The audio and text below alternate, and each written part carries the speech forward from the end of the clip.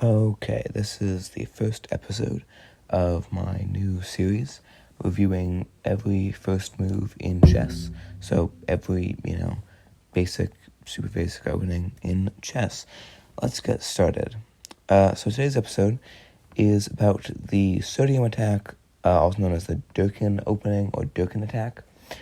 And I hate this move. This move is really bad. I don't see any point in it. It is Knight A3, and it got a nickname Sodium Attack because of the chemical compound sodium's little letters being Na, and the knight is on the A square, and since the notation for knights is N, it is Na3.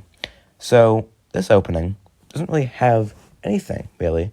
It blocks off moving there and there. So if you wanted a pawn to go there, it would block that off. But why would a pawn ever go there? Well, there is an opening on g4 with the g4 pawn, but we're not there yet. So, and something tells me I'm not really going to love that opening either, but I digress. So the sodium opening, which is what I'm going to call it for now, this knight is really not doing anything here. Because, okay, let's say you went here, which is just a different move of the knight, right? Let's go there. This knight now controls this square, this square, this square, and this square, and this square, which isn't really important, but it also controls that square, right? This is the Van Geet opening, and this opening is infinitely better than the sodium opening. But this video is not about the Van Geet opening, it's about the sodium. So, yeah, as you might expect, there is not really many games that this occurs in. Really, nobody plays this ever, because I don't really see any reason to. So, yeah. The computer really likes e5 for black here, which makes sense. That's the king's pawn opening. If this sodium attack wasn't here, that would be regular king's pawn opening, which is base opening. It's just the opening that most people learn first, either that or the queen's pawn opening. So, yeah.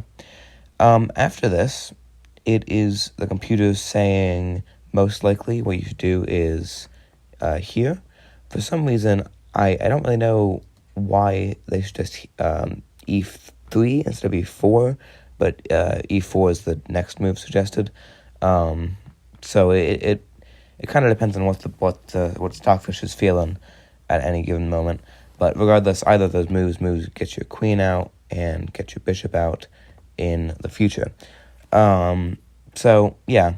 We can tell that there is literally no reason for the sodium attack because this knight does not do anything to defend this. What it can do is do c4, which attacks the pawn, right? But after, let's say, does that, right? The pawn can just move forward. There's no reason not to. And then there's really nothing that the knight can do here. There's this pawn that can be moved up to stop advancing, and also there's this if you ever wanted to do that.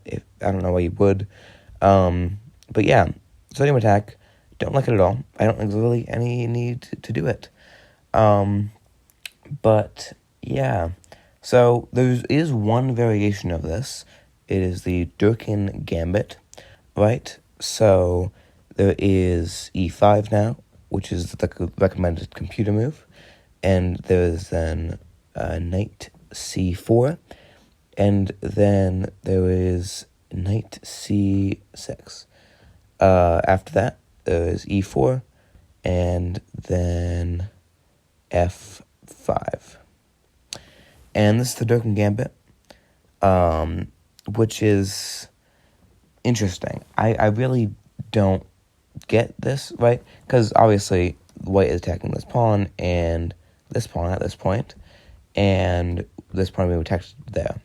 So I honestly think you could take the pawn, right? That's the move that you can do. obviously, there is a way to get out of the Durkin gambit. There's also, advancing this knight here, which attacks that pawn more, and it could, in the future, have a trade. There was also, after this, right, what black can do, black can just take. It's a free pawn and also puts pressure here, but if a trade is wanted, there is this, then that, and then that, which is a trade. That is a trade. You can do that if you would like. So there's multiple ways to get out of a Durkin gambit, and that is just one of them. And honestly, that's probably what I would do here. I'd either advance the knight or take the pawn, because those are kind of the only moves you got here. Well, no, that's not true. You do have this, which protects the pawn, right? And then if you worry about that, there's taking. So there's that you can do. But other than that, there's really not too much good here with the Durkin gambit. So, yeah, interesting gambit, but it's really not like this is going to be shown very often in, games. I really doubt that there's going to be a game on the professional level or even on the intermediate level that anybody will ever play the sodium opening, the sodium attack. So I really don't think this will ever happen. But if you want to prove me wrong and you have an example of a Durkin gambit in a professional game, I would love to see it, because I feel like it's really never gonna happen, right? So, I mean, even if black wants to, right, black can try to, just develop, just do some normal developing, and just keeping the pressure here, right? That we can do after that. Well, let's say white does this, moving the pawn up.